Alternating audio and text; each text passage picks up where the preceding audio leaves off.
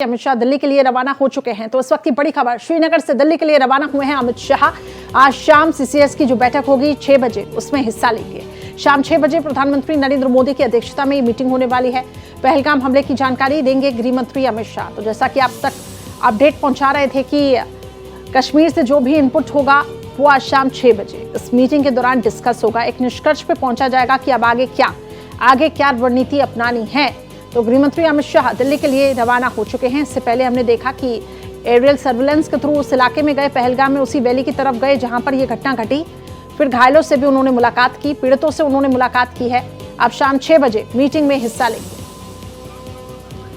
विकास अबरोल अधिक जानकारी के लिए हमारे साथ जुड़ चुके हैं। विकास, निश्चित तौर पर ये जो हमला हुआ है जिसकी जितनी निंदा की जाए कम है।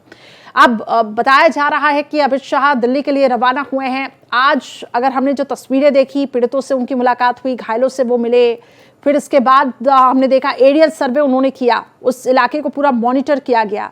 आपके पास क्या इनपुट है वहां से?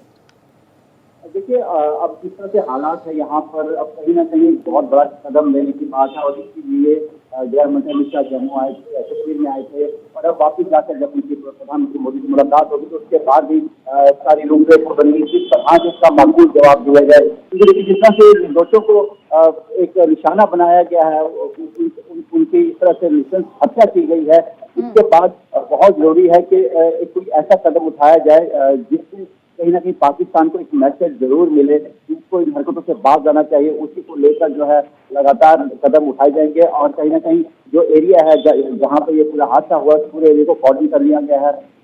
सुरक्षा बल वहाँ पर पूरी तरह से मौजूद है, एंटी है और बहुत जल्द उन सभी आतंकवादियों को मार गिराया जाएगा जिन्होंने इस घटना को अंजाम दिया है। विकास, आप क्योंकि वहां से रिपोर्ट करते रहते हैं, आप उस वैली के बारे में बताइए। कहा जा रहा है कि आतंकी वहां पर जब पहुंचे काफी टाइम वो वहां पे रुके भी थे। अब उस इलाके में क्या सुरक्षा फोर्सेस की कमी थी? अब बहरहाल ये पूरी घटना तो घट चुकी है, लेकिन फिर भी हम उन लूप होल्स पे भी चर्चा कर रहे हैं कि कहाँ आखिर कमियां रह गई सुरक्षा में। जी विकास, जो वैली है ये 3 किलोमीटर तकरीबन ऊपर है पहलगाम से और वहाँ तक जाने का जो रास्ता है वो सिर्फ घोड़ों के द्वारा ही है। वहाँ पर कोई भी सड़क नहीं है क्योंकि ये हाई अल्टीट्यूड पे है, पहाड़ के बिल्कुल ऊपर जाके है और वहाँ उसके पीछे बिल्कुल घना जंगल है। ऐसे में वो जो घना जंगल है वो कहीं ना कहीं आतंकवादी के लिए पनाहगाह होती है, जहाँ वो बड़े शान से छिप जाते हैं, अपने हाइड आउट बनाते हैं।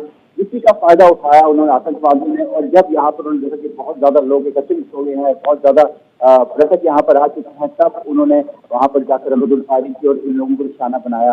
ये जो ऐसे देखिए, पहाड़ी इलाकों में क्या होता है कि हर जगह पर सड़क संपर्क होना बहुत मुश्किल होता है क्योंकि कुछ इलाके ऐसे होते हैं जहाँ पर सड़क बनाना भी संभव नहीं होता। तो ऐसे इलाकों को कहीं ना कहीं अगर आप उसको पर्यटन स्थल बनाते हैं तो कहीं ना कहीं सिक्योरिटी का इंतजाम करना भी बहुत जरूरी है।